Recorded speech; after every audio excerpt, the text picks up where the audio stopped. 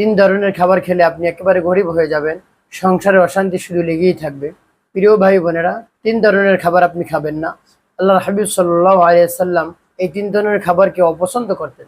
কোন মুসলিম প্রিয় ভাই বোনেরা, এই তিন ধরনের খাবার যদি খান একেবারে ফকির হয়ে যাবেন, আপনাকে দারিদ্রতা গ্রাস করবে এবং কোনো বরকতই থাকবে না এবং আপনার আমলগুলো তিলে তিলে একেবারে শেষ হয়ে যাবে। এই খাবারগুলো নবীজি সাল্লাল্লাহু আলাইহি ওয়াসাল্লাম অপছন্দ করতেন, তাই আমাদের উচিত এই খাবারগুলো অপছন্দ করা। আল্লাহ রাব্বুল আলামিন বলেন, হে আমার বান্দা বান্দিরা, তোমরা হালাল খাদ্য গ্রহণ করো, হালাল খাদ্য যদি ভক্ষণ করো তাহলে দোয়া কবুল হয়। আল্লাহ রাব্বুল আলামিন বলেন, ইয়া আইয়ুহার রাসূল কুলু মিনাত তাইয়্যিবাতি ওয়া'মালু সালিহা ইন্নী বিমা তা'মালুন আলিম।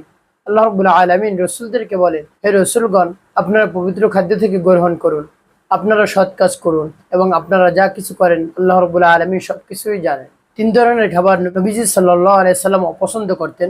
এর মধ্যে এক নম্বর হলো, নবীজি সাল্লাল্লাহু আলাইহি সাল্লামকে একজন সাহাবী দাওয়াত দিলেন, যার নাম হলো আবু আইয়ুব আনসারী।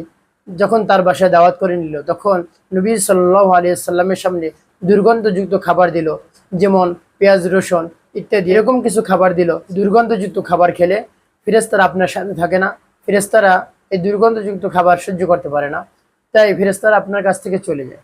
দুই নাম্বার, যে খাবার খেলে আপনি একেবারে ফকির হয়ে যাবেন, দারিদ্রতা আপনাকে গ্রাস করে ফেলবে, সেটা হলো যে কোনো খাবারের শুরুতে আপনি বিসমিল্লাহ পড়তে ভুলবেন না। নবীজি সাল্লাল্লাহু আলাইহি সাল্লাম বলেন, তোমরা খাবার খাও আর বিসমিল্লাহ পড়ো। নবীজি সাল্লাল্লাহু আলাইহি সাল্লাম বলেছেন, তোমরা খাবার শুরুতে এই দোয়া পাঠ করো, বিসমিল্লাহি আলা বারাকাতিল্লাহ। যদি এই দোয়া পাঠ করো তাহলে তোমার খাবারের মধ্যে বরকত থাকবে। যদি তুমি আল্লাহর নাম স্মরণ না করে খাবার শুরু করো তাহলে তোমার খাবারের সাথে শয়তান শরীক হয়, আর শয়তান হলো নাপাক। আর যখন শয়তান শরীক হবে তোমার খাবারের মধ্যে, তখন খাবারটা নাপাক হয়ে যাবে। যখন এই নাপাক অপবিত্র খাবার যখন তুমি খাবে, তখন এর মধ্যে কোনো বরকতই থাকে না। নবীজি সাল্লাল্লাহু আলাইহি সাল্লাম বলেছেন, যে কোনো কাজের শুরুতে তোমরা বিসমিল্লাহ বলে শুরু করো, সেই কাজের দায়িত্ব আল্লাহ রাব্বুল আলামিন নিজে নিয়ে নেন এবং সেই কাজটা সহজ করে। বিসমিল্লাহর কি পাওয়ার, কি শক্তি, আপনি যদি এই ঘটনাটি শুনেন তাহলে আপনি বুঝতে পারবেন।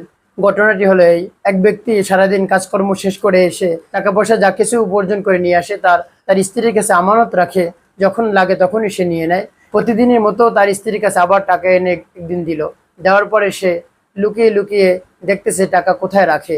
তারপরে যখন তার স্ত্রী ওই জায়গা থেকে সরে যায়, তখন ওই টাকাটা ওই ব্যক্তি ওই জায়গা থেকে সরিয়ে ফেলে।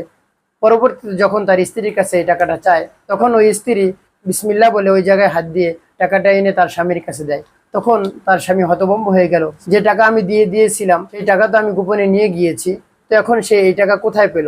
তখন তার কাছে জিজ্ঞেস করলো, যে এই টাকা তুমি কোথায় পেলে? আমি যেখানে টাকাটা রেখে দিয়েছি ওখান থেকে আমি টাকাটা এনে দিয়েছি আপনাকে।